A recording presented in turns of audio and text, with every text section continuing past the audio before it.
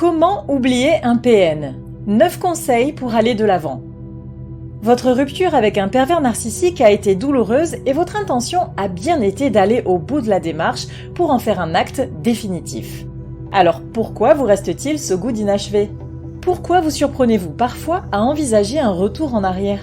Malgré tout ce que vous avez enduré pour vous libérer de vos chaînes, il peut vous arriver encore de douter d'avoir fait le bon choix. Comment expliquer ce phénomène, mais surtout, comment oublier un PN pour de bon ? Suivez nos 9 conseils, pas forcément dans l'ordre proposé, pour tourner la page une bonne fois pour toutes et éviter le piège de la rechute sous emprise. Cette réflexion est tirée d'un article du site internet www.pervers-narcissique.com, dirigé par Pascal Cauder, psychanalyste et psychologue clinicien, co-auteur de l'ouvrage de référence « La manipulation affective dans le couple, faire face à un pervers narcissique ». Depuis plus de 30 ans, Pascal Cauder et son équipe de thérapeutes spécialistes des questions autour de la manipulation sentimentale prennent en charge les victimes de PN francophones partout dans le monde grâce à la vidéoconsultation. Rendez-vous sur pervers-narcissique.com pour accéder gratuitement à une multitude de ressources précieuses. Conseil numéro 1. S'éduquer sur les mécanismes de la perversion narcissique. S'il y a bien un dénominateur commun entre toutes les victimes qui ont échappé à un MPN, c'est qu'elles pourraient entamer des études de psychologie. À force d'avoir cherché à comprendre ce qui leur arrivait, elles finissent par devenir spécialistes des caractéristiques propres aux troubles de la personnalité narcissique.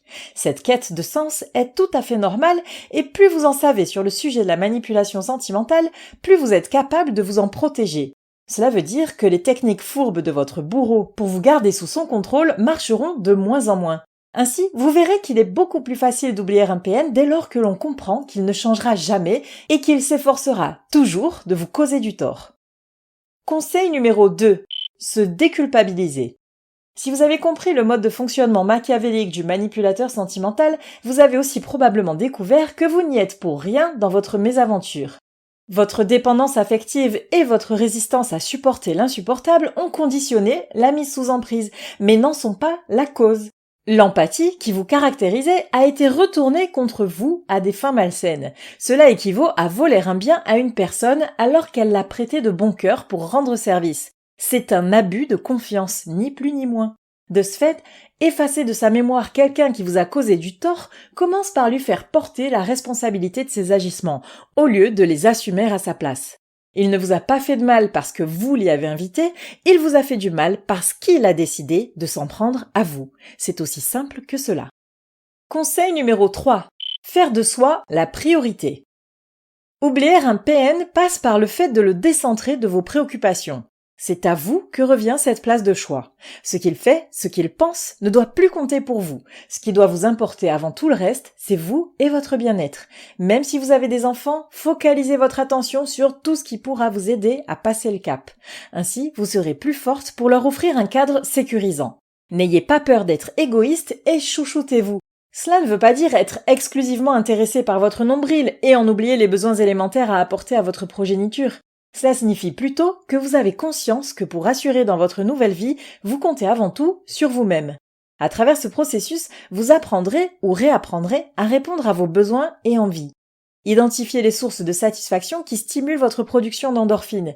Comme vous le savez, si vous suivez nos publications, votre fonctionnement neurobiologique a été altéré par le stress chronique et les microtraumatismes cumulatifs infligés par votre bourreau. Reprogrammez donc votre cerveau en le nourrissant de positivité. Cela peut être en vous plongeant dans un bon film ou un bon livre, en faisant du sport ou en vous baladant dans un cadre naturel et apaisant. Lorsque l'on envisage que le chant des oiseaux puisse être capable de favoriser la bonne pousse des plantes, on imagine bien qu'une petite marche en forêt ne pourra qu'apporter des bienfaits au moral. Et quoi que vous choisissiez de faire, ne vous posez même pas la question de savoir si votre ex approuverait ou pas. Il n'a plus son mot à dire, et c'est aussi ça, la liberté, et c'est aussi ça, l'oublier. Conseil numéro 4. Reconstruire son cercle social et système de soutien.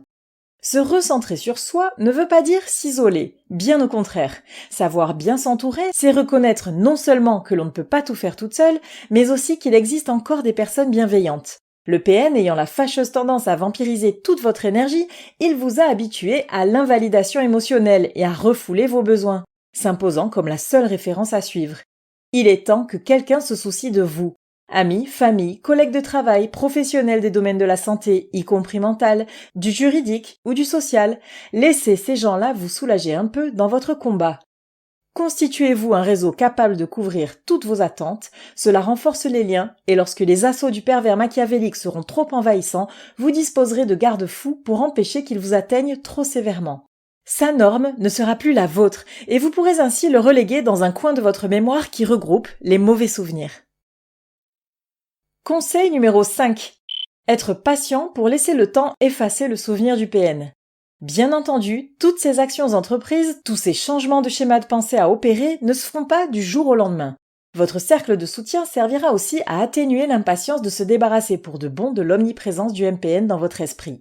Accordez-vous du temps pour aller mieux et accrochez-vous à l'idée que chaque jour est une victoire. La patience est une vertu qui mène également à la tolérance. Pour être plus forte, soyez adaptable à la situation telle qu'elle se présente. Gardez la foi envers le processus que vous avez enclenché et rappelez-vous régulièrement que le pire est déjà derrière vous. Bientôt, les bons souvenirs que vous allez encore créer remplaceront ceux de la triste période passée sous emprise. Conseil numéro 6. Redorer son image.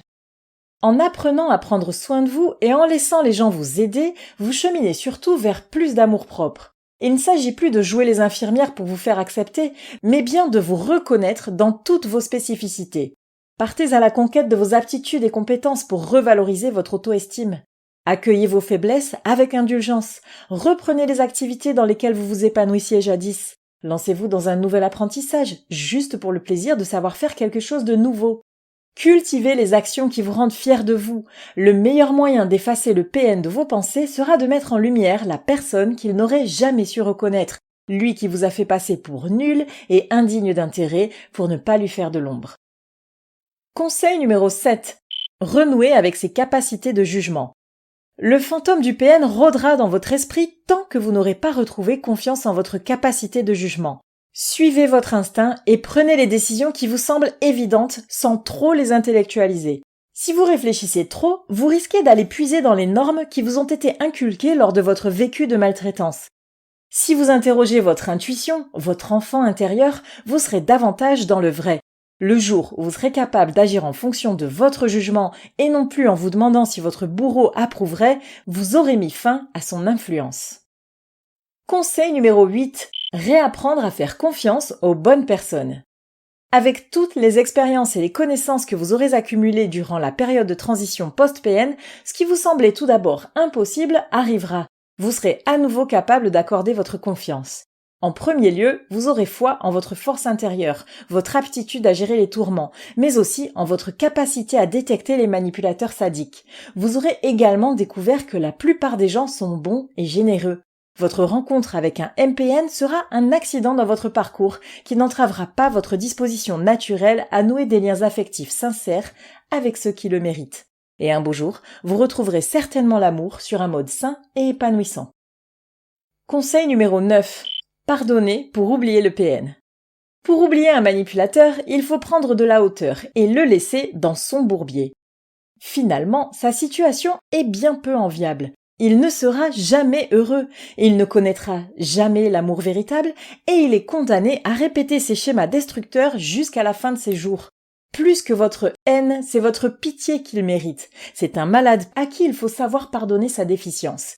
Mieux que cela, vous vous direz un jour que votre expérience avec lui vous a permis d'évoluer, voire de connaître une croissance post-traumatique. Et cet épisode s'inscrira dans la chronologie de votre parcours sans ressentiment, sans souffrance persistante. Vous vous serez aussi pardonné à vous d'avoir cru à ce nuage de fumée qui, comme votre mémoire, se sera dissipé. Comment oublier un PN lorsque celui-ci fait intrusion régulièrement dans votre vie, mais aussi dans votre pensée ? Cela passe par plusieurs phases qui demanderont du temps et de la motivation. Mais à la manière d'un sevrage à une addiction, chaque étape franchie sera une victoire. Effacer la pensée d'un manipulateur, c'est reprogrammer son cerveau, c'est réapprendre à affirmer son existence et son individualité. Cela mène à l'amour de soi, mais aussi celui des autres. Et lorsque l'on parle d'amour, il s'agit bien du sentiment fort et réciproque qui connecte les gens entre eux et non d'une illusion qui masque un rapport de soumission autorisant toutes sortes d'effractions psychiques.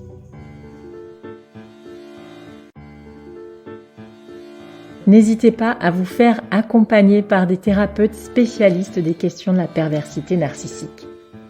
Rendez-vous sur www.pervers-narcissique.com et trouvez-y de nombreux conseils sur comment gérer la séparation, comment gérer l'après, la reconstruction, et vous pourrez également rentrer en contact avec un membre de l'équipe. Ne restez pas seul. Merci d'avoir écouté ce podcast. Rendez-vous très prochainement pour un nouvel épisode. N'hésitez pas à vous abonner pour ne rien manquer des prochaines publications. À très bientôt.